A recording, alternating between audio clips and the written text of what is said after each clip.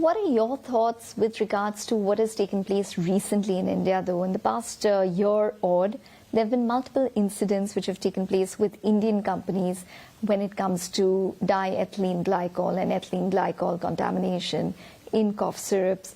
And separately, there have been a case of eye drops in the US also, which have been substandard. How do you deal with those issues? Does it, affect your view of compliance in India? I would say it affects my view, but it's not that my view has changed. It just strengthens the concept that there should be one standard for all pharmaceuticals, regardless of the country that it's going. We have confidence that when it comes to generic drugs, for example, the drugs getting into the U.S. are very high quality because they go through so many steps of checking. There was a bit of a loophole on the eye drops for that particular type of material, and we're getting Congress to change the laws so that we do have more authority to intervene there. But what happened with the ethylene glycol contamination, those were drugs going to other countries under a different standard than we use. And it's tragic enough when adults die from something like this, but children is just unbearable. So all this does is just strengthen the concept that we need to have a very robust regulatory system, high quality inspectors, a lot better information exchange, and more than anything else, I mean, you have 1.5 billion people here or so in India who need high quality pharmaceuticals too, and so there's so much in it. It's not just about us in the U.S. There's so much in it for India to get this right. Well, just on that point with regards to diethylene glycol as well as ethylene glycol, the view is that the supply chain is probably contaminated with the substandard ingredients, and there's a possibility that we could see further incidents in the future simply because we can't track the supply chain so closely. As an FDA, as the head of the US FDA, what would your opinion be on that, and how would one probably try to curtail it? Well, I have opinions, and then I have what I'm legally allowed to do. And my opinion on this is very clear. There is no reason in 2023 why we shouldn't have digital access to the entire supply chain. I would envision a map on a wall that's digital where you could see all the material and the amount of material as it goes from being, I remember that the starting materials for most drugs are really petrochemicals, much like you would find in other things that are made that are non-medical. But we should be able to keep track of how much there is and where it goes, and the testing that's done can be integrated with that information. This is also important because let's suppose somewhere in that node, I'll use the example of a tornado because a Pfizer plant that's just a few miles from where I live was hit by a tornado and took out a very large supply of generic drugs. Let's say that happens. For us to recover, being able to look and see where the supplies are and put them together is important. But it's also true that since these materials go through the supply chain, that if you found a root cause problem early in the supply chain, you could deal with it much more quickly in terms of where all the different aliquots of that supply have gone. Will the U.S. face a shortage because of the tornado hitting the Pfizer plant? It looks like we've averted it. And I mean, one of the things about the FDA that I admire so much, remember, the commissioner is a political appointment and only for a short period of time. Most 18,000 people are full-time FDA employees who do this work. We have an entire team of people who do nothing but deal with the possibility of a drug shortage. And in this case, there was an immediate response.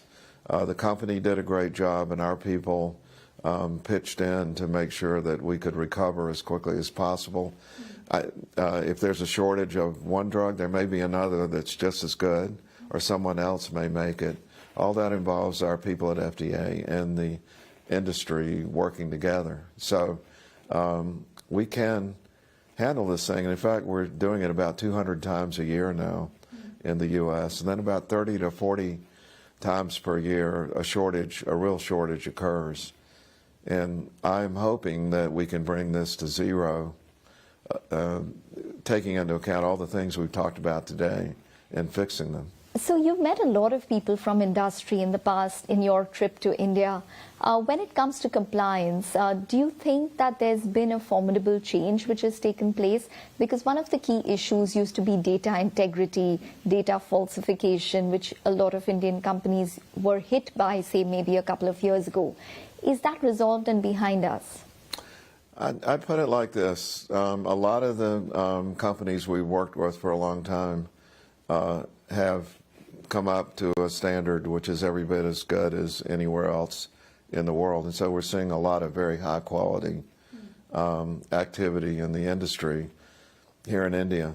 But you also have a lot of new people getting into the industry, and there's a significant learning curve there.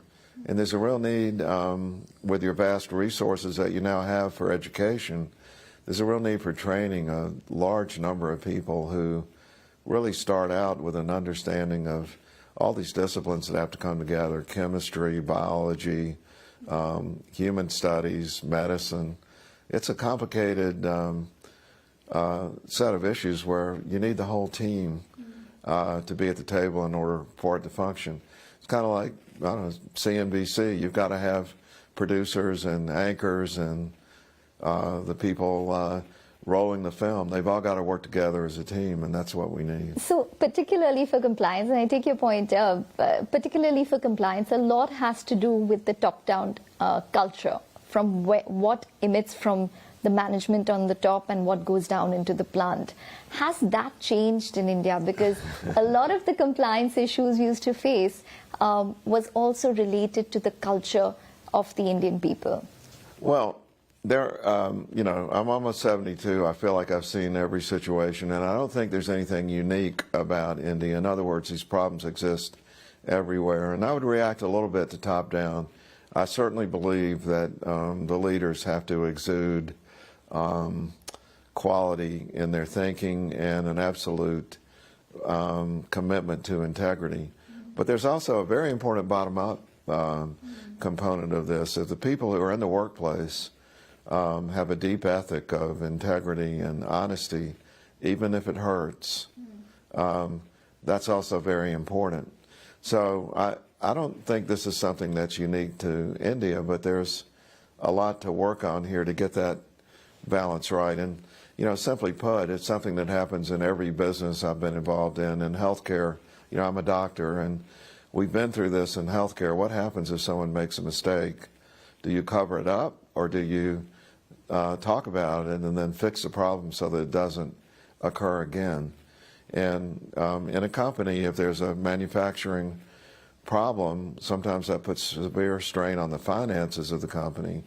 And in every business, there's a tendency, if the bosses don't say, we have to be honest here, the workers are in a very difficult situation of speaking out, which is threatening their jobs.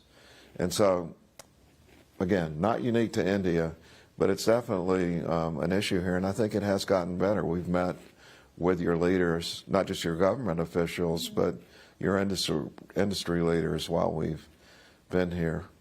One thing we want to do from our FDA perspective is reward the people who do display this commitment to integrity and quality. It's one thing to make a pill one time that is good, but to make a pill continuously over time that's always good means that you have to have things in place in your company, and the management and the expectations and the education of employees. We saw one yesterday where a number of employees have gone and gotten PhDs at the expense of the company. That's a wonderful component that we should all aspire to have in place. But while India has been the front leader when it comes to generics, we haven't really been able to make inroads when it comes to R&D as well as innovative drugs. Do you think that would probably be the next leg of growth based on what you've seen? Definitely. I mean, a lot of smart people here. And, I worked at Google in between my two stints at FDA. My leader was Sundar, who, and if you look at Microsoft, same thing. These are, you produce a lot of smart people who don't just have to make the copies of other drugs. And many of your people have gone to the U.S. or Switzerland and have been the chemists that have designed the innovator drugs. So it's definitely part of India's future. But I hope in that effort we don't lose sight of the fact that so much of the world will be dependent on inexpensive, highly reproducible generic drugs. The common diseases that are causing most of the death and disability in the world, heart disease, diabetes, cancer, neurologic disease at the end of life. We have small molecule reproducible medicines that India is in the best position in the world to produce at a reasonable price. So I'm all for the complex biologics, the innovator drugs, go for it. But the world is depending on India for this special, very large category of life-saving medication. Well, Dr. Califf, thank you very much for joining in and speaking to CNBC-TV18. We hope you had a very successful trip to India. Thank you. I had a great time, and I feel very optimistic about our future together.